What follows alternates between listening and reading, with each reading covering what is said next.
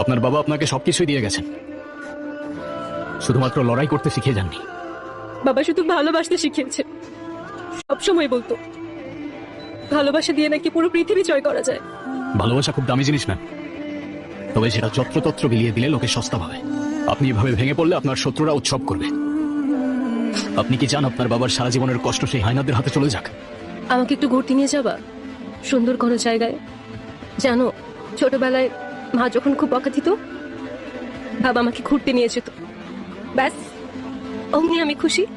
মা, এই সব কিছুর জন্যই তো আমি ওই লোকটাকে এত বছর বাবা রেখেছি। মা, তোমার মনে আছে এই বাড়িতে ঢোকার জন্য তুমি কত কষ্ট করেছো?